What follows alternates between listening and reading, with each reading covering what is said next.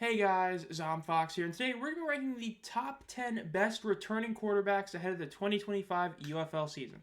Just like the title suggests, we are only looking at guys who played in the UFL last year in 2024. Why? Judging new quarterbacks is a pretty tall task in regards to actually examining how well they're going to be. It's a lot of a crapshoot in a lot of ways. Just because somebody was good at the college level or was a highly touted NFL draft prospect doesn't necessarily mean they're going to be good in the spring football level. And now, while we will be doing a quarterback room ranking like we did last year, which will include all those guys, for this video we're only looking at returning quarterbacks and only ones from 2024, which means Alex Magoo will not be on this list, though if he was, he would be top 3. Shouldn't shock anybody. But without further ado, let's get started with number 10, Manny Wilkins. Now, the 10th spot was one of the toughest spots to do because there's about like 15 total quarterbacks that are returning from last year. And this spot was the best of the lower end guys. And I decided to put Manny here. Now, Jamar Smith was one I was thinking about putting here, but at this point it seems that he's very much like kind of like a backseat coach in a lot of ways. He's just on the roster to be with the Stallions. He's that true emergency quarterback. But it pretty much feels like they're not expecting him to get any playing time. Now, while Manny Wilkins, a lot of people expect him to be QB3, the fact is in terms of potential, he is actually up there. Look, he had 3 interceptions to 1 passing touchdown. Caveat, all 3 interceptions came at the end of the game against the Renegades. Now, one of them was what you would call a legit bad interception. The Battlehawks still were in the game, had a chance to win it, and he threw it. The other 2, the game was pretty much already over. It was done. Granted, one was a pick 6, and that's what really ended it, but time-wise, the point is, they were all at the end of the game. So it's not like he was throwing these during the game. Yes, 2 of them were in clutch situations, but they're all in one game. So if you eliminate the literal last 5 minutes of the Renegades game, he had 4 touchdowns to 0 turnovers. That's a pretty good, that's a really good number. But again, like I said, he did have 3 badly. But the other thing is the fact that he was a very good running quarterback. Some of the best QBs in spring football that we expect to be are guys that can run. Think Alex Magoo, think Adrian Martinez, 2 MVP winners who won the MVP because they could not only throw the ball well, but were incredible rushers. Especially Martinez, who wasn't even the best passer, but his rushing ability was so good he won MVP. Manny Wilkins could be that guy. He just needs to get better accuracy. He was a very inaccurate thrower of the football. A 54 completion percentage is very pitiful. But again, if you eliminate the one game he had against the Renegades in the final 5 minutes, his stats aren't as bad as they look at first glance. Again, a 54 passer rating, again, only counts passing touchdowns, so it doesn't include the 3 rushing touchdowns he had, as well as the fact that 3 interceptions all at the end of game. So, number 10 is Manny. Again, he's not a great quarterback yet. I mean, it's why he's number 10 out of 15 guys that were returning quarterbacks. But I feel like he deserves to be on this list because he does have potential. It's just a matter of can he get his ability to throw under control. Especially when you consider that receiving core he had, that's a big reason why a lot of people were very concerned about him last year when he did play. Because despite having guys like Ja'Cour Pearson and Hakeem Butler among many other great players at the receiving position, 54 completion percentage is terrible. So, number 10, Manny Wilkins. Now, coming in at number 9 is going to be Danny Etling. Etling gets the 9 spot. This was honestly one of the easiest, if not I'll call it the second easiest spot in the whole ranking. I feel like it's pretty obvious that he is the gap between the questionable to poor returning quarterbacks to the, could be good to great ones. Etling is a serviceable player. Now, while as a Panthers fan, I personally do prefer that they kept him over another quarterback we'll get to later, I do think objectively he is a worse quarterback. Again, he still is top 10 and he deserves it. Danny Etling, though, lost a lot of points in the playoff game against the Stallions. His 3 interceptions and his fumble really hurt the team. That third quarter was abysmal.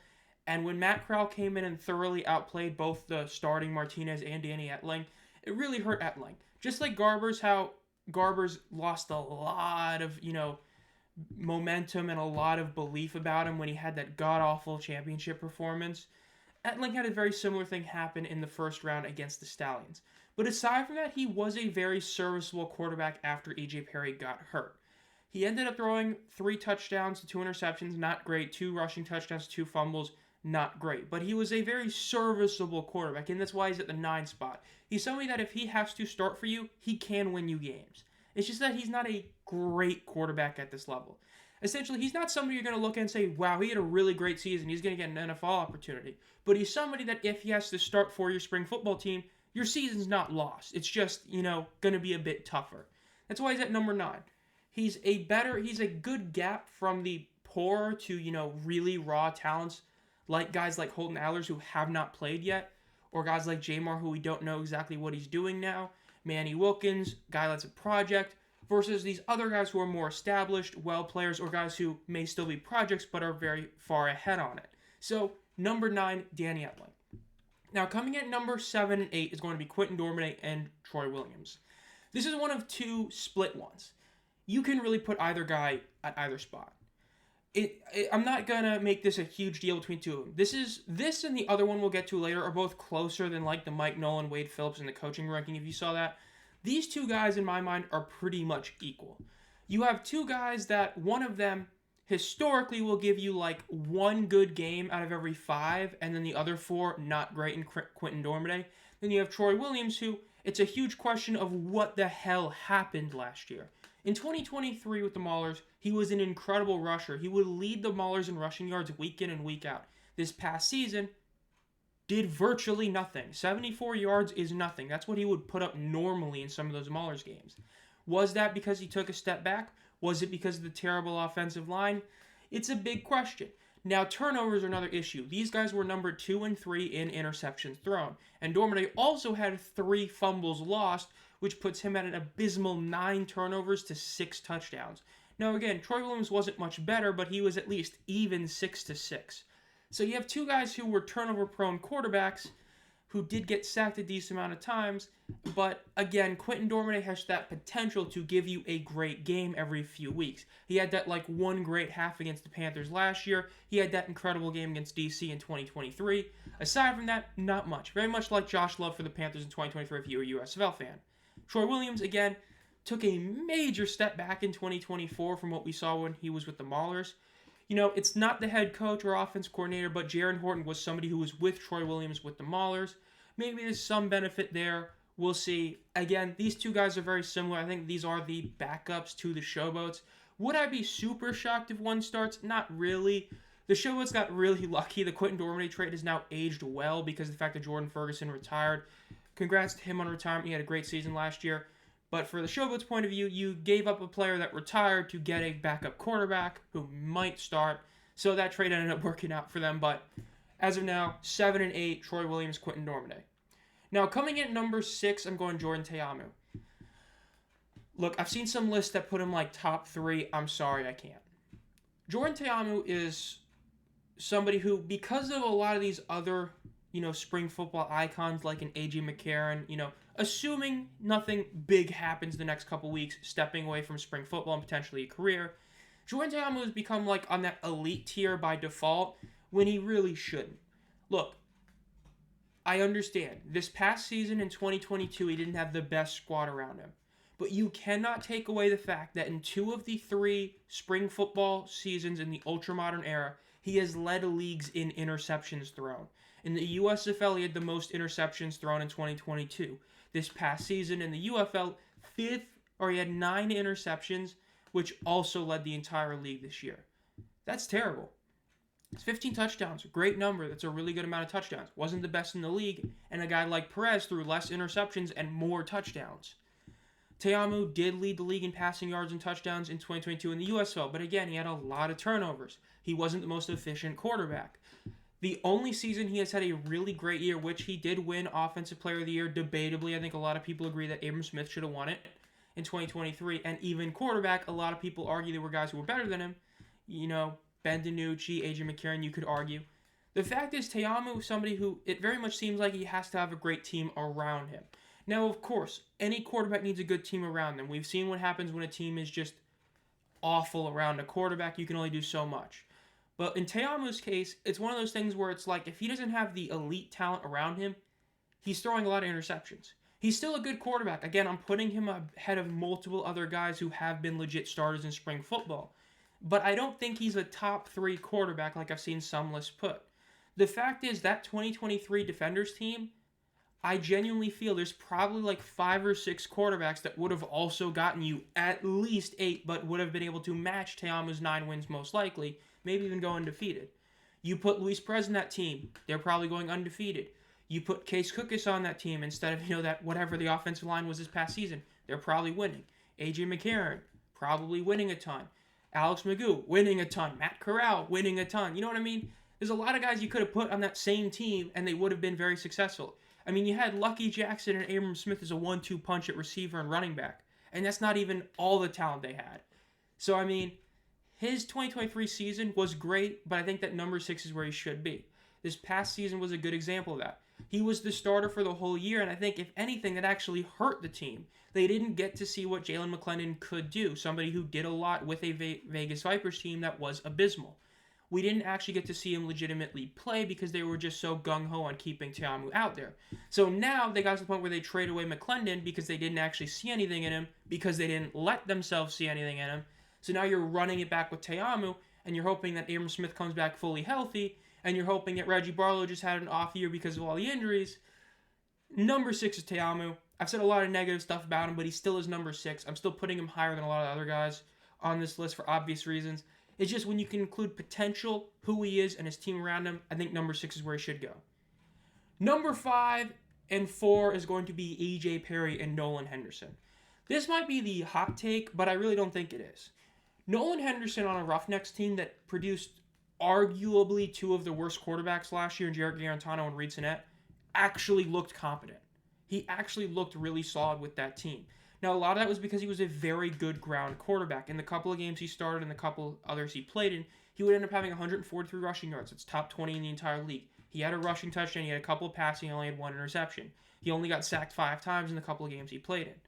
He looked very solid, all things considered, for the limited time he played. He actually took advantage of having one of the best, if not the best receiver, Justin Hall, on his roster. He took advantage of everything around him, and it looked really good. Now, it doesn't look like he's going to start. I think a lot of people are expecting Brown to start. But the fact is, Henderson is a really good quarterback that is like a Manny Wilkins, a guy that can run really well, but is a more accurate passer. Again, he still hasn't even shown that true potential. A 58 completion percentage is still not great, but it is a good enough number compared to other guys, along with the 7.2 yards per pass. I think that he's somebody who has a lot of potential. Then E.J. Perry kind of decided that, I kind of gave a lot of credit to Etling after the season last year. Kind of like the Stoops thing where I gave him too little credit. I think I gave too little credit to E.J. Perry. He got hurt. He came back. He was playing not a full season, wasn't fully healthy. In the 4 games he played in, he ended up having 6 touchdowns to 4 turnovers. Not great at all. But he was still a very solid quarterback in the sense that he could still run really well. He's that dual threat guy. And the question is, what can he do fully healthy? A 62 completion percentage is a solid number. And the fact is, I think that overall his potential is greater than other guys like Ta'amu. Ta'amu, we kind of know what he is. E.J. Perry and Henderson both are guys that already are pretty comparable to Ta'amu, if we're being completely honest. And are guys who could do better as long as they continue growing. I know some might cause a hot take. I really don't think this should be viewed as a hot take, having these 2 guys above him. Especially because, again, Henderson, I feel like a lot of people don't remember just how bad the Roughnecks quarterback situation looked for most of the season until Henderson played and immediately outplayed both the other 2 quarterbacks. And E.J. Perry was a part of the team that, you all know, they're going to have 3 quarterbacks that make this list. And so you can say a lot of that is Mike Nolan's coaching. You can say it's the great receiving talent around them. But overall, I think that E.J. Perry will start for the Showboats, and he will play better for the Showboats than Ta'amu will for the Defenders, barring, it's just a carry job by Abram Smith and all that. So that's 4 and 5. Now, number 3 is going to be Bryce Perkins. Now, in terms of the potential, he is the most potential of any quarterback in this league. If you were to pick any quarterback that is not Alex Magoo or Luis Perez to win MVP this year, you would pick Perkins. Because in the limited time he played last year, he wasn't just like, he showed some flashes like Henderson and Wilkins. In the flashes he played, he was the best quarterback in the entire league. And I mean the entire league. I'm saying better than Perez and Martinez. He basically played like around a game and a half. He wasn't a full starter. He was kind of like a, kind of starter, kind of not with Lewerke and Etling. But when he did play, especially the Roughnecks game, he was great. Now, the one thing I will say, in my mind, he threw 2 interceptions. He had that one pass to C.O.C. Mariner where it was like caught by a Roughnecks defender and Mariner just ripped it from him and got the ball. So that's the one caveat I will say. But even then, that's still 4 touchdowns to 2 turnovers. Not incredible, not terrible. 78.9 completion percentage with 9 yards per pass. Look, his stats of passer rating, completion percentage, and yards per pass, he didn't throw enough to technically qualify for those stats, but among quarterbacks with 20 attempts, those all lead the league. That's insane. So that means that he wasn't just completing passes like a check down merchant, like a game manager. He was throwing the ball. And that's incredible. If you can lead and be high in passing in yards per pass and completion percentage, that means that you're not only efficient in how accurate you are, but you're taking shots. You're actually throwing well. Look, yes, you can be a yak merchant, but part of being a yak merchant is that you throw the ball in a position where your receiver can keep running. So even when you're doing those lower end passes to a guy like COC Mariner, to a guy like Marcus Sims, you're having to place the ball at a good position to be able to keep running. That was a big issue that we saw with the Battlehawks. The Battlehawks did a lot of these check-down-ish plays, which a lot of that was Bruce Gradkowski, but when they were doing it, they weren't getting a ton out of it. When the Perkins he was doing it. And I haven't even mentioned his ground ability. Again, he played less. I mean, he may have been in 4 games. He played like 2 games and he had 180 rushing yards. I mean, that's insane. Everybody pretty much agrees that if he was healthy, there's a very good shot the Panthers beat the Stallions in that playoff game because he would have come in for Etling, especially in that third quarter, and probably would have just done a ton of work. Again, that's not a guarantee, but it's just like Frank Gidna if he was healthy. It's a lot of if. The point is, from what we saw of Perkins, everybody would be stunned if he's not the starter, and everybody would be stunned if he ends up being a failure. Because look, I understand, there's not a ton of film on him and all that. There wasn't that much film on Manny Wilkins and Nolan Henderson, and they both played well, but nowhere near this well. That's the biggest difference. Perkins, athletically, and what he's shown, if he even does like 85% of what he showed last year, he's going to be an MVP candidate. So number 3, Bryce Perkins. Number 2 is Matt Corral. The top 2 were not hard. Really, the top 3 weren't hard. The top 3 and Etling were really easy to make on this list. Everyone else was tough. Number 2 is Matt Corral. Look, his regular season stats were not great. Let's just get that right out of the way. In the limited time he played early in the season, the few games he was starting, played like 1 full game. He did the couple with Martinez. His stats weren't incredible. What really made the difference was the playoff game. Against the Panthers in the playoff game, he was the reason they won. Martinez was not playing well. They ended up changing quarterbacks in the third quarter. Corral threw 1 interception, then after that, he went aside from the interception, he was 9 of 10 passing for 120 yards and 2 touchdowns. Bro single-handedly saved the game for him. Okay? That game, heading into the second half, was looking like the Panthers are going to win that game pretty easily. Granted, the missed field goal and how they fumbled, that really hurt them. But it still looked like the Panthers had it all, under control. Again, you see it there. It was a 28-0 run. That was Corral who did almost all of that. Corral did so much work for this team in that game. And yes, he ended up getting put back on the bench for Martinez in the championship game, and, it ended up working out. But the fact is, Corral, if it wasn't for Magoo, was expected to be an MVP candidate, and now with Magoo back, he might not even see the light of day. But in terms of what we saw, yes, he wasn't incredible in the regular season. But he showed in the playoffs against the Panthers defense, which is one of the best defenses in the league, he is a great quarterback at this level. So if you give him a full season of starting, especially because the one game he did start fully, he looked really good. It's just Martinez looked better. Because that's the thing. He only had like 1 real game at quarterback. The other ones were kind of like those split time games, which were, we've really only seen that work with the Generals, with DeAndre Johnson and Luis Perez, where it worked efficiently. And it wasn't until one of them got hurt where the whole system got, screwed over. But aside from that, we really haven't seen it work to a full extent like you would hope, like some of these coaches think it will. But Corral, when he did play, he looked really solid. He deserves number 2. And number 1 is Luis Perez. Look, I could go and find the images that show every stat he was like top 2 in. There's like nothing to say about this guy. We all know he was number 1 on this list. He was what everybody thought McCarron was going to be. Everybody thought McCarron heading in 2024 was going to dominate the stats with this incredible receiving core and just be the best quarterback in the league by a wide margin. That was Perez. Perez took a receiving core that we expected to be good and made them into what we thought the Battlehawks receiving core was going to be. That group became just star after star after star because Perez helped them so much. He led the league in pretty much every passing category. Again, Perkins didn't count officially, so officially Perez was the passer rating leader. most completions, most touchdowns, most passing yards. He was up there in like yards per pass. He was up there in like a lot of those stats. He didn't throw that many interceptions compared to other guys, especially compared to Te'amu. He was just efficient. Now, yes, running wise, he did like nothing. It's Luis Perez. I mean, are you shocked at that? But when you look at him again, who else is number one? Like, seriously, because you can say, oh, well, Perkins has the potential to be number one. I agree with that. But Perez was number one. And until he's proven that he's not the best passer in the league, you know what I mean? Again, like Alex Magoo and Adrian Martinez, mainly Martinez is a good example.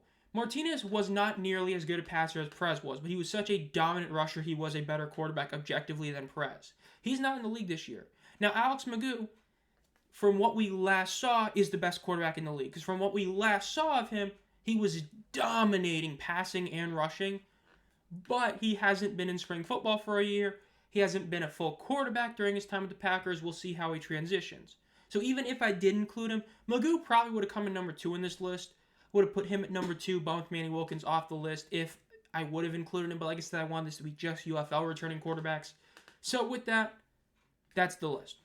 So if you enjoyed this, make sure to subscribe and hit the bell. We're getting closer and closer to 1,000 subscribers. We are doing a giveaway for some trading cards as well as this championship towel. Again, you have to have Instagram or Twitter to claim your prize just because of how, whack it is trying to communicate with people on YouTube. So make sure you subscribe for that. If you've been a fan of the channel for a while, think about becoming a community member for as low as 99 cents a month. You get exclusive team emojis, exclusive thumbnail, previews for videos. You get an exclusive members-only video every month, as well as other benefits. Let me know down below what you guys think about your quarterback rankings. Do you agree with this or not? I know the Te'amu one is probably a hot take to some people, and even the Dormade one to some people, but I kind of stand by all of it. I think that Perry and Henderson just have that potential to be better than Te'amu, and already I feel like would do very similar to Te'amu. I think Te'amu's been very overrated in the fact that he's been a spring football quarterback for so long that he gets treated like an elder statesman in a great way, when in reality, he's a good quarterback. It's just he's not the best. Who knows? Maybe this take ages like milk. We'll see. Thank you all for watching. Have a great night.